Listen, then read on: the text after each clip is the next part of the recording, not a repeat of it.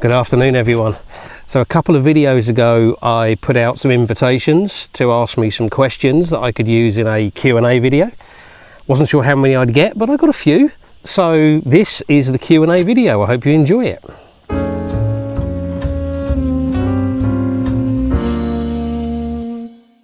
So it's really hot today, very sunny.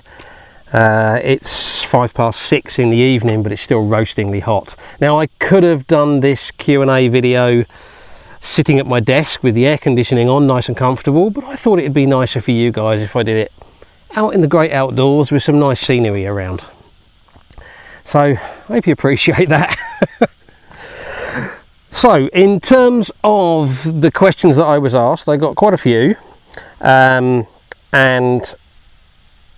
in fact what I've done is grouped a few of them together because there were a number of questions that were either quite similar or all linked together, and I think one answer, so one little story, is probably the best way to respond to those. But I'm going to read out the questions anyway. So Tony Blackwell said, I understand you moved to Spain. May I ask what drew you to move to Spain in particular? It's a beautiful area that I see most of your videos are from, and kind of reminds me of the desert states of the US, which I guess is kind of makes sense, quite an arid environment. Are you a full-time photographer, or do you have another job and photograph as a hobby? Or perhaps you've won a lottery, or maybe retired. I really enjoy your videos and style of presenting. Thanks for sharing. Well, thank you for that. Jose Esquier, I apologise if I'm pronouncing your name incorrectly. Could you tell us a bit more about your story? i.e., how did you start with photography? Why in that area, Alicante? Hobby or job? And Verdon Rocks Photography. Verdon is another YouTuber, does landscape photography. Definitely worth checking out his channel. I assume that you're from England. What brought you to Spain? Goldsmithing or beauty of the country? And Blu-ray Ben. Ben is another YouTuber. His channel is mostly around movies and collectibles and Blu-rays. So if you're a movie fan or a collectibles fan, then definitely worth checking out his channel. He asked, when did you move to Spain, and was photography a hobby of yours before you came here? So I grouped all of those together because I thought it was probably easier just to do like a mini biography, if you like. So I did a bit of photography in my childhood, in my teens and in my early 20s, but I never had any money. On the rare occasions I could afford to buy film for the camera, I normally couldn't afford then to have anything developed, so it really never went anywhere. Later on in life, when I had a bit more money, I actually got into scuba diving, so in my 30s and onwards. And then I got into making underwater videos, and my wife and I actually did a lot of traveling, and I made quite a few videos focusing on underwater life. And I think we were really lucky. We got to travel to some really beautiful places and see some really amazing things. I'm just going to throw up a few video clips now for you to have a look at.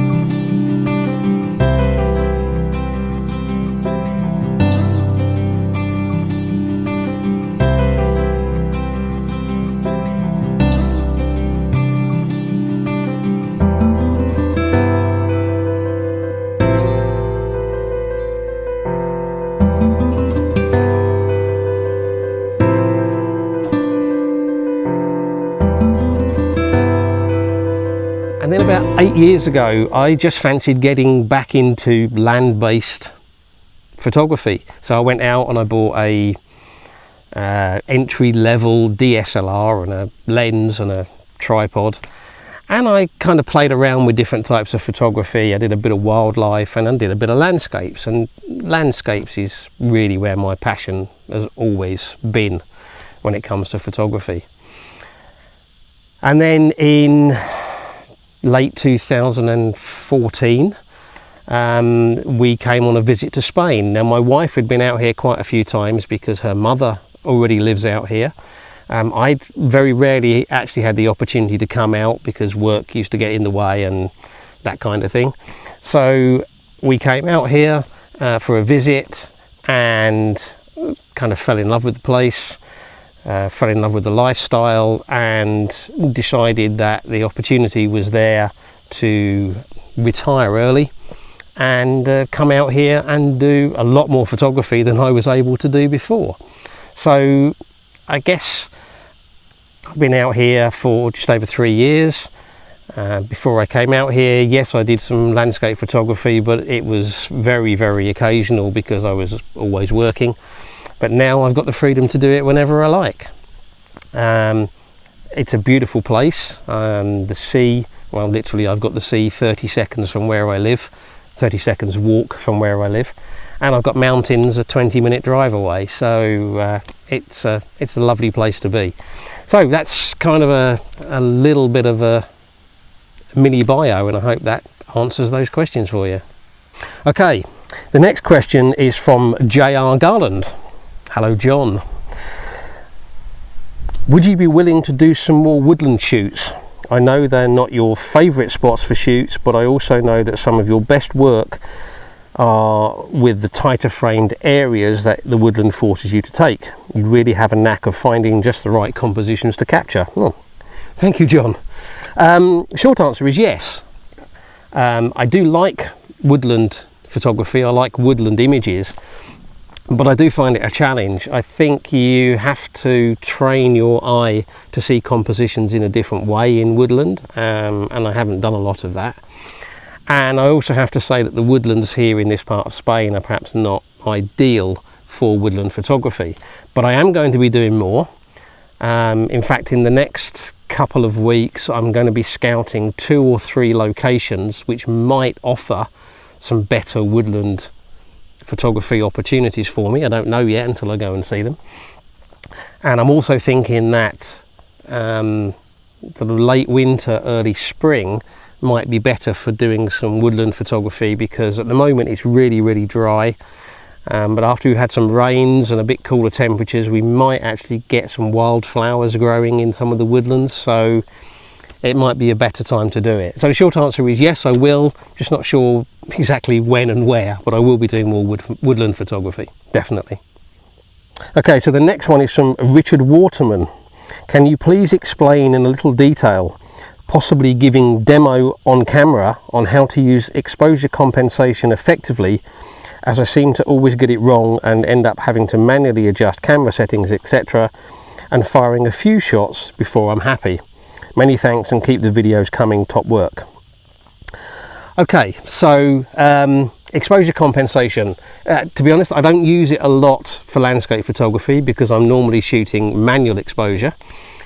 But I do use it when I'm shooting handheld, because then I tend to go into aperture priority, and I think exposure compensation then becomes an important tool.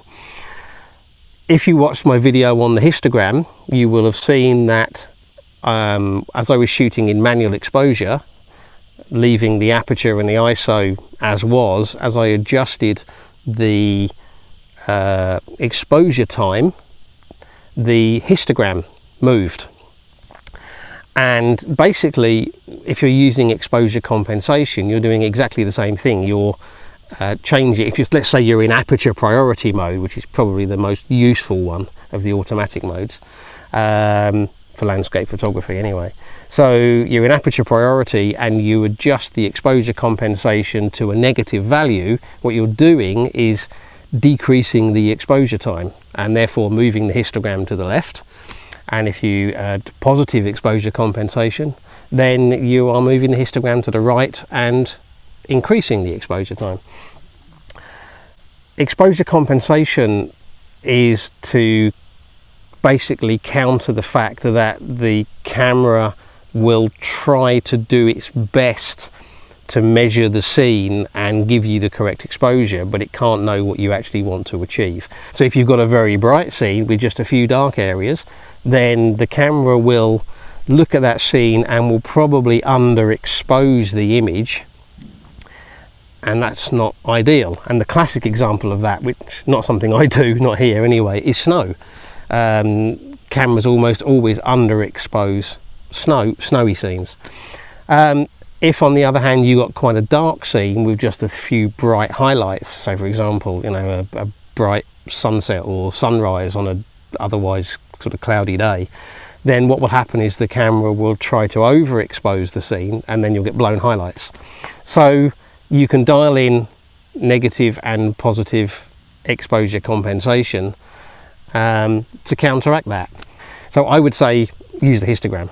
Okay, another one from Blu-ray Ben. What is your favourite photo you have ever taken and why? It's a difficult one. I don't think I have a favourite photo. I have 30 favourites at any one time, because on my website I maintain a portfolio of 30 images that I think are my favourite 30, my best 30 images. And if I take an image and I think it's good enough to go on there, then it means another one has to come off. So that's kind of my mechanism for trying to improve my photography, to improve the quality. Doesn't really help you with the and why is it my favourite photo. I'm going to pick one from my portfolio, and it's this one, and I'll tell you why I really like this one. I think it's a nice image anyway, but the reason I really like it is I worked really hard to get this shot. First of all, I'd been to this location at least a dozen times before and just not got the right conditions. I'd either got no clouds, or I'd got the sun in the wrong place, or I'd got completely overcast conditions. It just wasn't working. This particular evening, it all came together. Now, in order to get this shot, I was standing perched on some rocks. The waves were washing around my feet. It was windy. I was getting covered in spray. I was freezing cold. I had my rucksack on my back because there was nowhere I could put it down that it wasn't going to get swamped by waves. I was holding the vlogging camera the whole time because there was nowhere I could put it down that it wasn't going to get knocked over. And I had to basically keep one hand almost prepared just in case the tripod got knocked over with the main camera on. And I was there for quite a long time, 45, 50 minutes, just waiting for the light.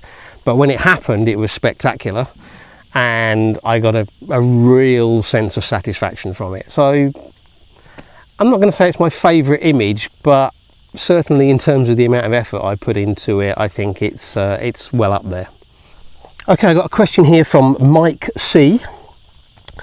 Most landscape photographers seem to use Canon cameras and lenses. Why do you use Nikon? Okay, I don't think most landscape photographers use Canon. Sure, there's a few big names out there, particularly on YouTube, that use Canon cameras, but there's lots of people using Nikon and Sony, Pentax, Fuji, and a whole range of different cameras. Honestly, I use Nikon because when I bought my camera 8 years ago, the best deal I could get was on the entry-level Nikon DSLR at the time. And when I came to do my upgrade to full frame, again, I got the biggest bang for my buck, if you like, by buying Nikon. I bought the D810 just as the D850 was coming out, so I managed to get a really good price on it. Plus, I had one lens that I wanted to keep from my Nikon collection, which was my Tamron 150 to 600. I don't use it much well, I don't use it much at all at the minute, but I do intend to take it out a bit more in the mountains because I think it will be a useful lens. But yeah, I use Nikon because that's kind of what I've always used, and I honestly don't think it makes a lot of difference. Canon, Nikon, Fuji, Sony, they're all good cameras. The camera really doesn't make that much difference to the images that you get. Okay, another one from Blu-ray Ben. Ben, you've been very curious, thank you. What is your favourite time of year to photograph, and what do you prefer to photograph? Seascapes, mountains, waterfalls, etc. Well, certainly not summer, that's for sure. It's too hot, too sticky, too many blue skies. I think probably the period from sort of middle of autumn through to middle of spring, so that period over winter is my favourite time, because we get late sunrises, early sunsets. The sunrise and sunset position is better at both ends of the day to get decent light on the scene, particularly on the coast, and we're much more likely to get, you know, decent weather conditions. By decent weather conditions I mean some nice clouds and that all those things that add interest. As for what do I prefer to photograph, I am a sucker for a waterfall. I do like waterfalls, but there's not a lot of waterfalls around this part of Spain, and those that are not that impressive. So probably seascapes. I like seascapes. I like the waves sort of coming in over sand or rocks or whatever. I like to capture the movement in there, and if you get some nice clouds and some nice light, I think there's very little to beat it for me. But I like photographing mountains and rivers and all sorts of things. So I guess short answer, sort of late autumn through to mid-spring and seascapes. Okay, question from D-Doppler. Do you always use a tripod, and if so, why? I don't always use a tripod. If I'm shooting sort of in, you know, street scenes in towns and cities, then I tend to shoot handheld. But for landscape photography, I nearly always use a tripod. I'm quite often shooting at the ends of the day when the light is low, so exposure times tend to be a bit longer. So tripod obviously means I can shoot longer exposures, and I like to shoot long exposures as well. It's also useful if I want to do exposure merging. I mean, you can do it handheld, but it's easier with a tripod. And it's certainly a lot better if I want to do focus stacking, because that's pretty much impossible to do unless you're shooting on a tripod. Plus, I think I like using a tripod because it slows me down, it makes me think more, it makes me consider more. You know, I take my time over setting the composition up and making sure it's just so. And I think that's a good thing with landscape photography. Composition is really important, so taking your time over it and getting it just right is a good way to go. So yeah, I use tripods most of the time, because most of the time I'm doing landscape photography. Okay, and the final question is from Dave Smithy. How far in advance do you make your videos? It varies. I normally try to have 2 in hand, so 2 that are already done, just in case anything goes wrong and I can't get out. So that would be a week in advance, because I put out 2 videos. Sometimes I can get a bit more than that. Sometimes I can be 3 or even 4 in advance. Sometimes I fall a bit behind and I'm going to panic a little bit to catch up. And I do sometimes shoot and show videos out of sequence. So for example, this is Monday the 30th, and this video is going to come out on Wednesday the 1st. So it's 30th of July, August the 1st. But I've already got 2 other videos that I've shot that will be coming out after this one. But because I'd asked for the questions, I didn't want to make people wait too long for the answers, so I thought I'd just shuffle the order a little bit. So normally about a week in advance, sometimes 2, sometimes a bit less, and sometimes they come out of order. So that was actually my final question that I got. I'd like to thank everybody that asked me a question, and I'm going to wrap this one up now. As I said, this video is coming out a bit quicker than normal, so I'm going to have to rush to get it edited tomorrow or Wednesday morning.